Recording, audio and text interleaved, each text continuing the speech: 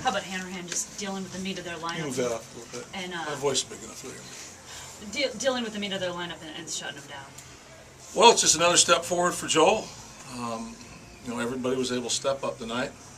We had to go at it a little different than we have in the past, just because of the workload of some guys out there. But Joel met a big challenge tonight, getting through that the dynamic part of their order and starting with Ortiz. So good for him and good for us. A big a big ball game, a good win, another packed house, and summertime.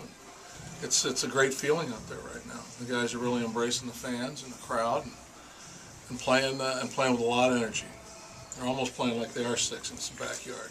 Just a lot of people in the backyard. Lyle's talked about kind of picking up off the young energy, and he's picked up his bat the last 2 nights. But I mean, what a home run at first. Well timed, and you know, that's what we've been planning on getting from Lyle on occasion. You know, that big swing of the bat, and driving some runs. In the last 2 nights, he's come out and swung the bat really crisp.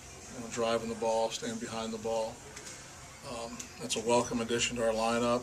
You know, Jones was able to answer again tonight. A lot of guys were able to contribute. And Carson's gave us a big start. You know, he went deep in the game with his pitch count and everything else, and gave us everything he had. So, again, then you go through the bullpen. It's a good team win. It's another good team win. It ended up not mattering. But can you talk about why the decision to leave Carson's in there, let him bat, and then go back out? Was it to save the bullpen a little bit after the work they'd had? Well, absolutely. I mean, if you want to go back and look through the records of the guys that have pitched, I got 2 guys out there who pitched 4 out of 6 days. So for me, it was a no-brainer to get him out there and see if he can roll through another inning. He wasn't able to do it, but we've got to push the envelope in some areas, you know, once in a while to try and alleviate some of that workload. So, you know, he'll tell you, if he makes pitches, he can get outs. Maybe there's a little fatigue there. I'll give him that. And in retrospect, you'd always like to make a different move after the guy gives up 2 runs. But again, that would have burned. I could have had to burn another 1 or 2 guys out of the bullpen. Might not have been able to finish up the way we did. So. Clint, when you face a knuckleballer, does it take a time through the lineup to kind of get used to it? Because the second time through, obviously the fourth is when you guys were able to kind of get things going. Well, it can. Again, it all depends on the knuckleball.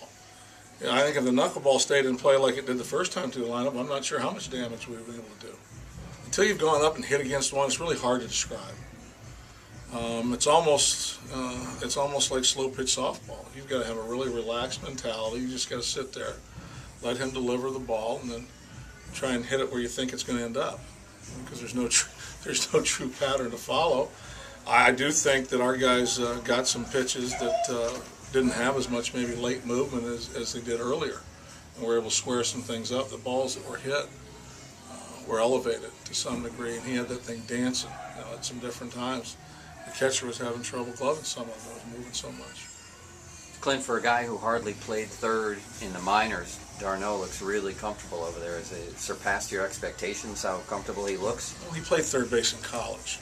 And, you know, I mean, it's not like you forget how to play third base if you played it through college. We had him run some games out there, a brief number of games in AAA just to reacclimate himself. He also played third base in spring trainings. He's a very athletic young man, and obviously not everybody that has played short can move around, but, you know, the athletic ability he has to play shortstop. He's very instinctive over there. He looks very good so far, and he's probably made as good a play as you could want on that slow roller to the left side of the infield. He's made it four times in the last 2 nights. Okay. Thanks, Clint. Thank you.